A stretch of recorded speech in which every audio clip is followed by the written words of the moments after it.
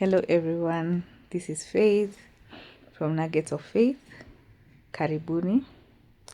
Yeah, I thank God to be here. I just want to share a short story. Well, it has a lesson and it has an encouragement of making the Holy Spirit your friend. We are told the Holy Spirit is a helper, the Holy Spirit is an advocate. And I want to say, I've seen this practically in my life in so many instances. And I just remember this one story. It's a true story, something that happened to me. And this is how so many people in campus get trapped.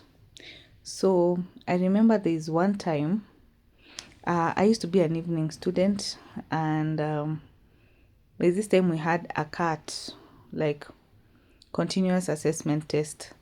So this CAT, we were doing it like Saturday evening.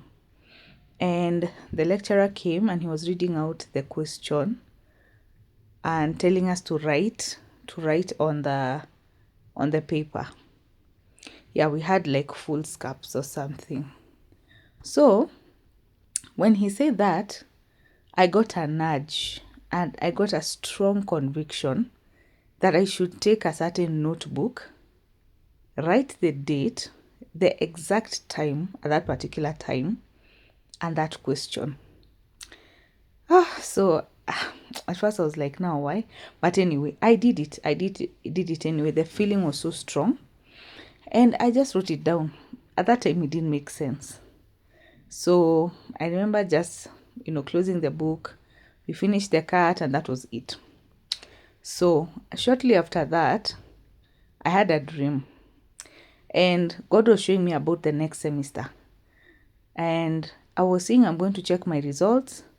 And that particular subject, my marks were missing.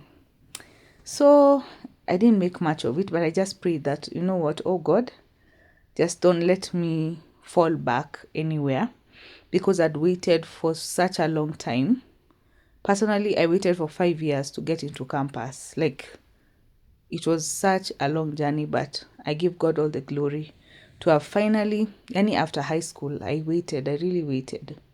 So I was like, God, I wouldn't want anything to pull me backwards on this. This is a prayer I've made for so many years. I've waited diligently. And so anyway, I prayed and that was it. We started the next semester, and some of the results, I noticed on my portal, that particular subject, I was missing the marks. Exactly how I had seen it in the dream. Hey, so I was like, hey, I have to follow up. I had never gotten a missing mark.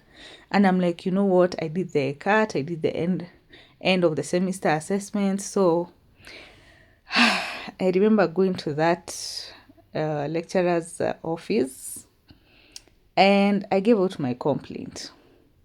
So at first he told me, I've checked and I cannot see anywhere that you did the CAT. You didn't do that exam.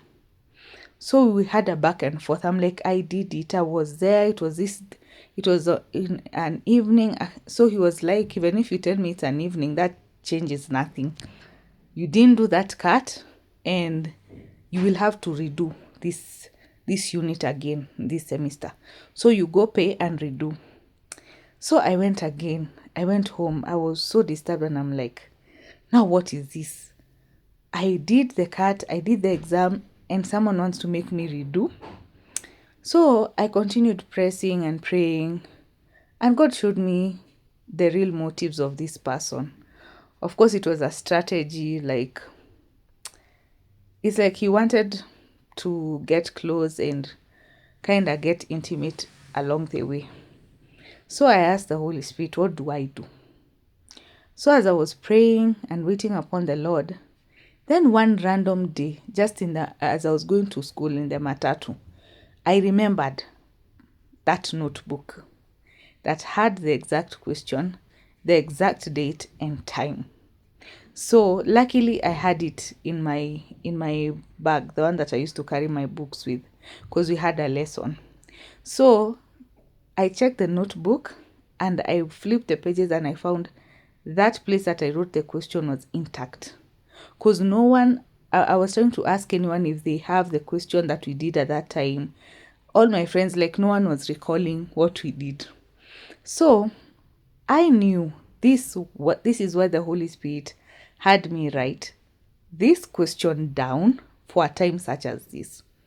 So I went back to the lecturer's office, now very confident, and I told the lecturer I did that assessment and I'm very confident. So he asked me when was it, and I told him the date, and he asked me what was the question. Can you imagine that? So I just took out my notebook and I read to him the question, and I told him, see, sir, this is where I wrote the date, the exact time. This is the exact time you read the question, and this is the question that you read to us. I was present and I was sitting at the front. So there's no way I could have written this question. And clearly you can see I've not written this today. It's not a recent, because even you could see from the page that this is something that had stayed. Like, it's a handwriting that had stayed. Where? I'm telling you, that lecturer did not know what to tell me. So he just told me I go see his assistant. I'll be helped from there. Funny thing, when I went to his assistant, it was so easy. 2 days later, my marks were already in the portal, and I had passed very well. His assistant did not even disturb me. He had all my marks. For some reason, my cut marks appeared, and my marks were put there.